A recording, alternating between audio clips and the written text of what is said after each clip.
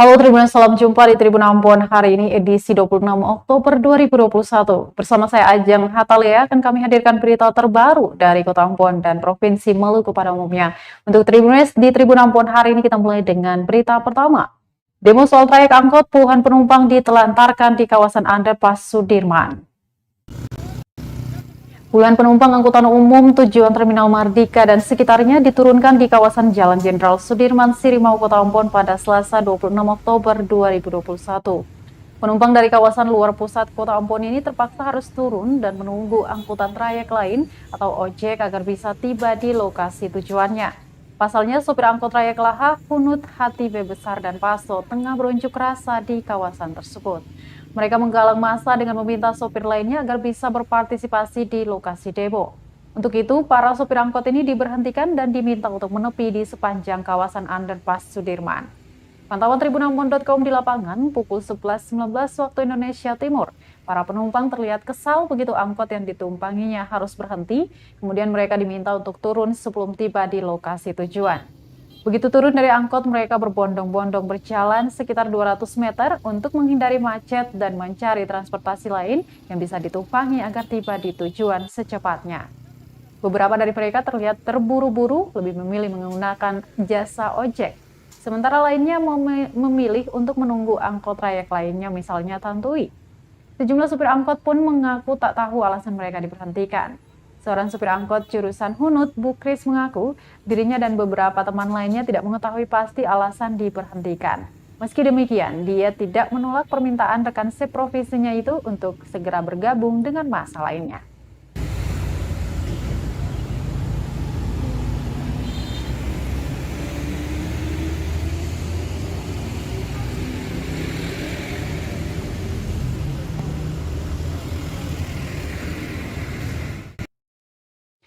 Tour de Molucas dimulai sebanyak 75 peserta tempuh jarak 131 km start di Gong Perdamaian. Tour de Molucas 2021 mulai digelar hari ini pada Selasa 26 Oktober 2021 pagi.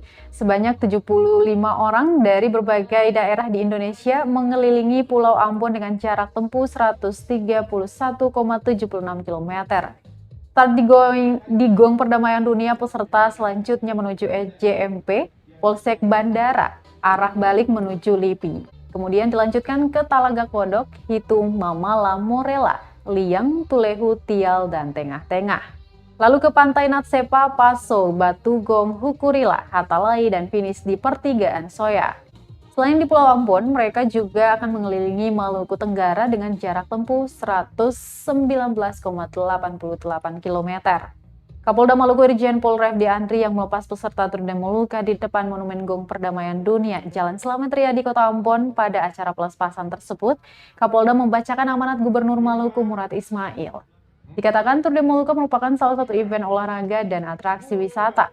Tour de Molucca diharapkan mampu membawa pariwisata Maluku semakin berkembang sehingga bisa meningkatkan kesejahteraan bagi masyarakat, khususnya di lokasi-lokasi yang akan dilintasi oleh para peserta balap sepeda tersebut.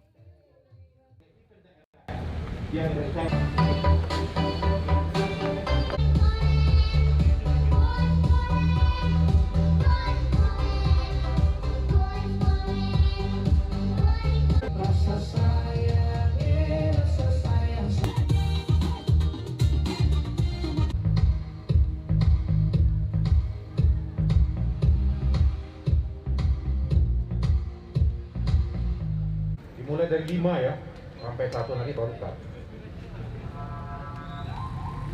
5, 4, 3, 2, 1.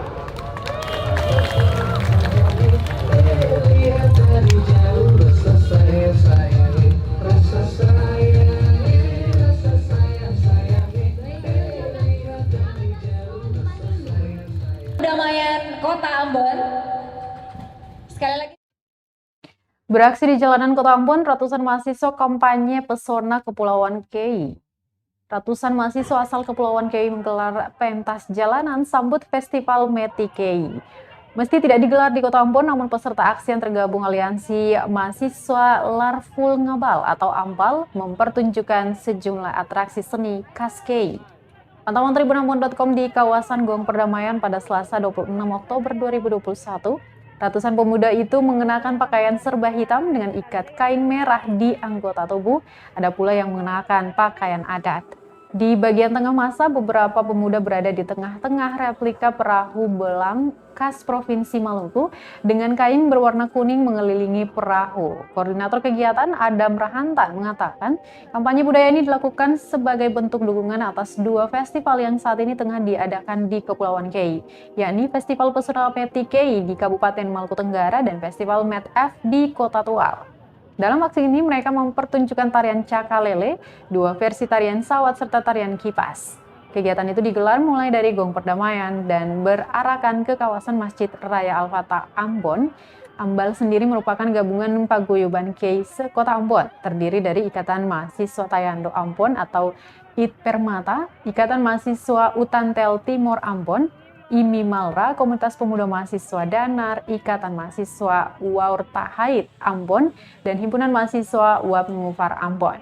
Ini melambangkan kayu belangnya Tribunas, mereka juga menggunakan paguyuban se-Kota Ambon yang tergabung dari satu aliansi yang namanya Aliansi Narbun Ngabal atau biasa disingkat Embal. Nah, kami membuat satu kegiatan yaitu kampanye budaya yang di dalamnya itu terdapat mempromosikan wisata-wisata yang berada di Kabupaten Maluku Tenggara dan juga di Kota Tual. Karena untuk tahun ini di Kabupaten Maluku Tenggara dan juga Kota Tual telah menyelenggarakan satu festival yang namanya Festival Meti Kei, dan di Kota Tual juga menyelenggarakan satu festival yang namanya juga Festival Meti Kei Tayando. Maka kami yang tergabung dari mahasiswa Kei yang berada di Kota Ambon, kami mempunyai inisiatif untuk bagaimana mempromosikan budaya-budaya yang berada di Kepulauan Kei kepada masyarakat Kota Ambon dan khususnya di seluruh Indonesia. Kemarin pas tahun 2017 sendiri aksi serentak seperti begini di beberapa kota di seluruh Indonesia, tapi alhamdulillah untuk tahun ini di Kota Ambon sendiri melakukan gerakan ini untuk mempromosikan budaya dan juga pariwisata yang berada di Kabupaten Maluku Tenggara dan juga Kota Tual. saat ini Tribunas sedang menyaksikan Nono Sampono minta mahasiswa FEBIS Unpati Ambon sambut lumbung ikan nasional. Wakil Ketua Dewan Perwakilan Daerah atau DPD Republik Indonesia Nono Sampono pastikan ekonomi Maluku, pembangunan Ambon Newport dan lumbung ikan nasional atau LIN akan menjadikan Maluku sebagai pusat ekonomi kelautan di Indonesia Timur. Hal itu diungkapkan Nono Sampono di hadapan puluhan mahasiswa Fakultas Ekonomi dan Bisnis Universitas Patimura Ambon saat memberikan kuliah umum pada Selasa 26 Oktober 2021 pagi. Menurutnya, selain mendongkrak pendapatan asli daerah, tingkat kesejahteraan masyarakat juga akan terdampak. Untuk itu, mahasiswa diminta untuk meningkatkan kualitas guna menyongsong mega proyek tersebut.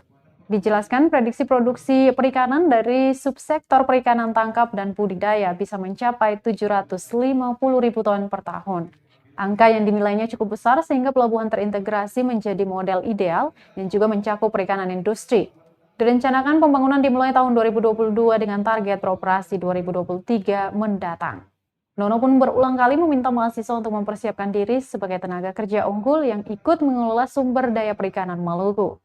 Terpisah, Dekan FEBIS Dr. Erli Lewakabesi juga menyatakan kampus juga membaca peluang kehadiran mega proyek yang digadang pembangunannya di kawasan Kecamatan Salahutu itu.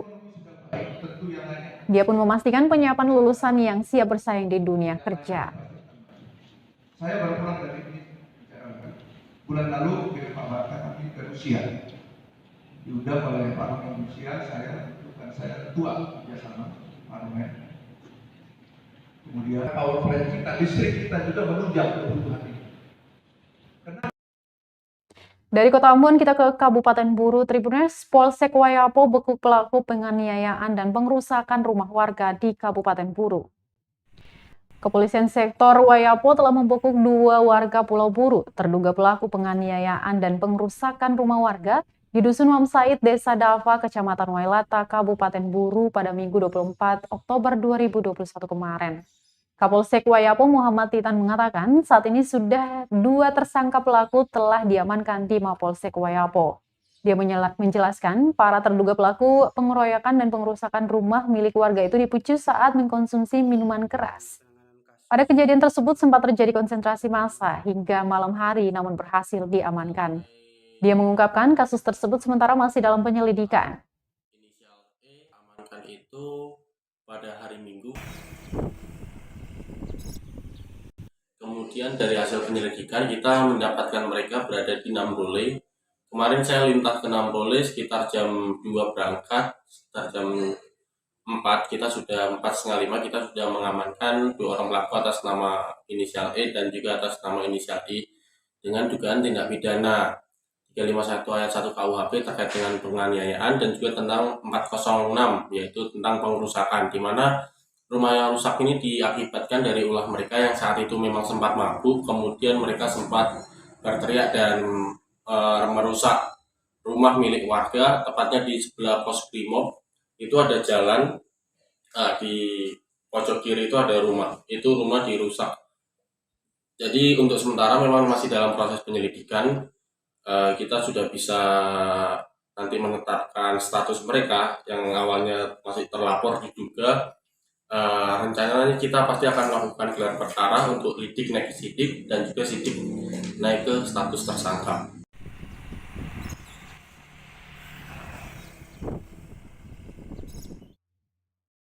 Dari Kabupaten Buru kita ke Kabupaten Maluku Tengah. Tribuners, Maluku Tengah catatkan 0 kasus COVID-19, hilangkan status PPKM, masih tunggu keputusan pemerintah pusat. Pemerintah Kabupaten Maluku Tengah belum bisa mencabut status pemberlakuan pembatasan kegiatan masyarakat di Kabupaten berjuluk Pamahanu Nusa itu.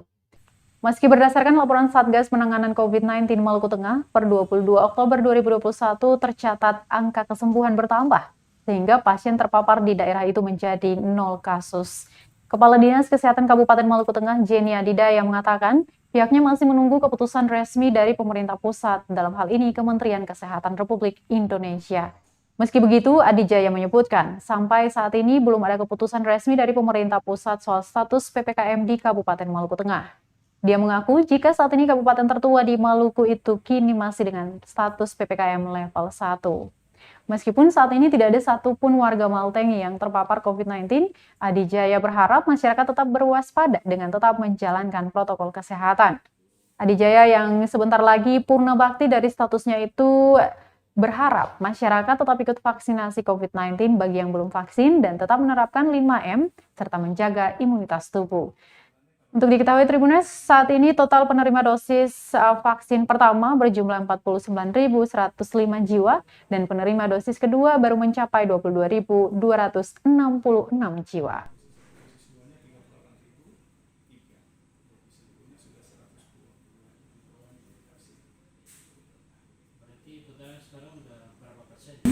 Itu per tanggal 22 Oktober kita kasus konfirmasi tidak ditemukan lagi.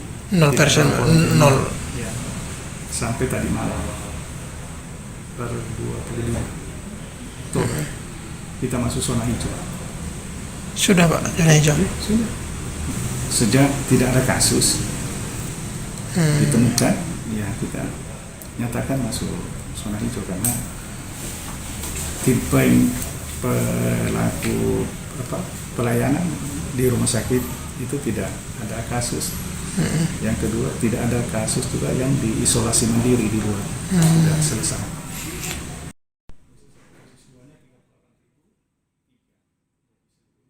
Berita terakhir.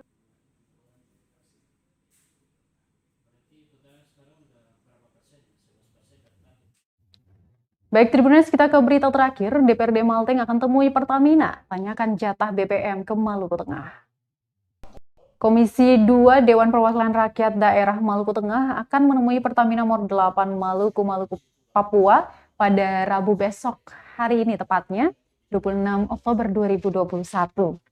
Demikian disampaikan Ketua Komisi 2 DPRD Maluku Tengah, M. Sukri Wailisa di Masohi pada Selasa